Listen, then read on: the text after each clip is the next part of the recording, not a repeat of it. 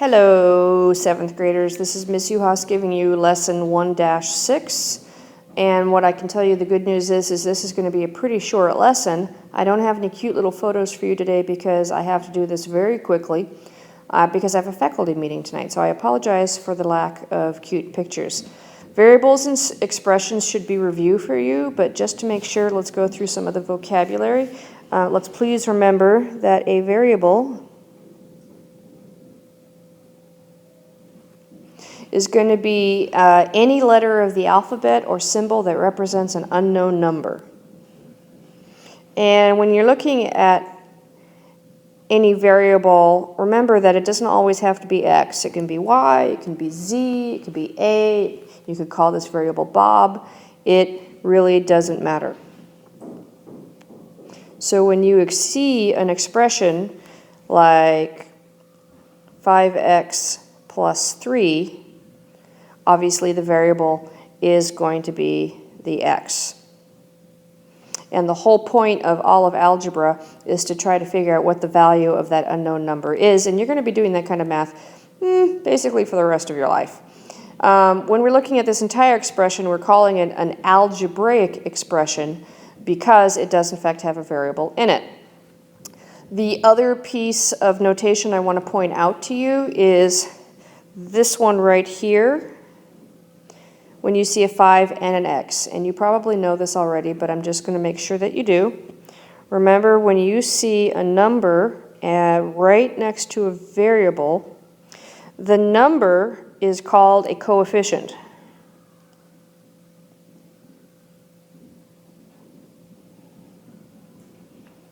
And when the number is right next to the variable, that means multiplication. So 5x, it literally means 5 times x.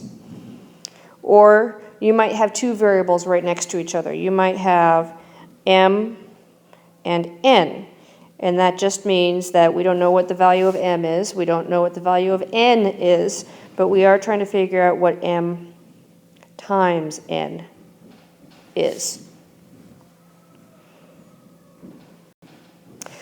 That's about it for terminology. The rest of this is just figuring out how to plug in numbers. So I'm going to give you some problems, and I want you to try them out on your own, and let's see how you do.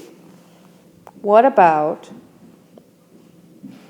8w minus 2v if w is equal to 5 and v is equal to 3? Stop the video and try to solve that one, and start it up again when you're ready to check your work. Hopefully you remember that the order of operations tells you to plug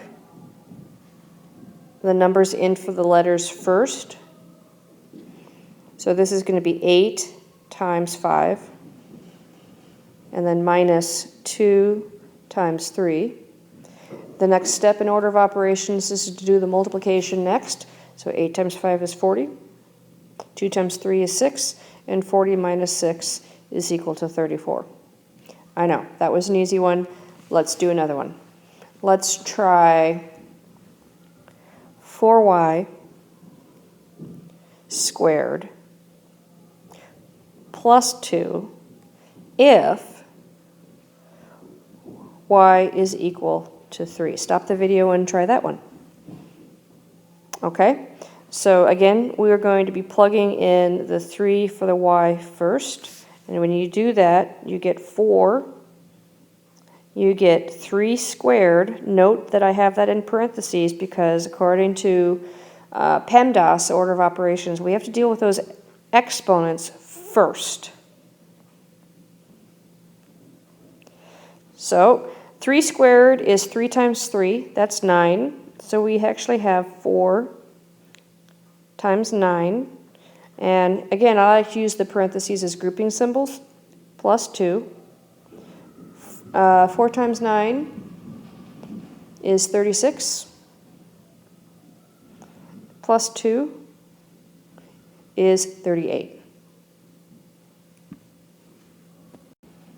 One more problem I want to point out to you, and then we are done for the day. What about AB over 2 minus C? And let us say that A is equal to, oh, I need a value for A. I'm not getting one in the book. 3. Let's say that B is equal to 4. And let's say that C is equal to 1. Stop the video and try that one for me. Okay, so this is an example of an operation with a fraction bar. Please remember that you have to deal with the fraction bar or the operations above and below the fraction bar first. So when we plug in, we have 3 times 4 divided by 2, and I'm going to go ahead and plug in that 1 for C. You have to do 3 times 4 first, which is 12, divided by 2 minus 1. That's going to be 6 minus 1 is equal to 5. And I threw that one in to remind you that when you are plugging in a number for a variable, pay attention to whether it's positive or negative.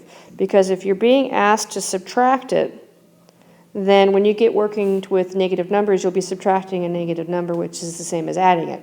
So keep an eye on that. Okay, that was a pretty simple lesson. This is my version of a cute photo.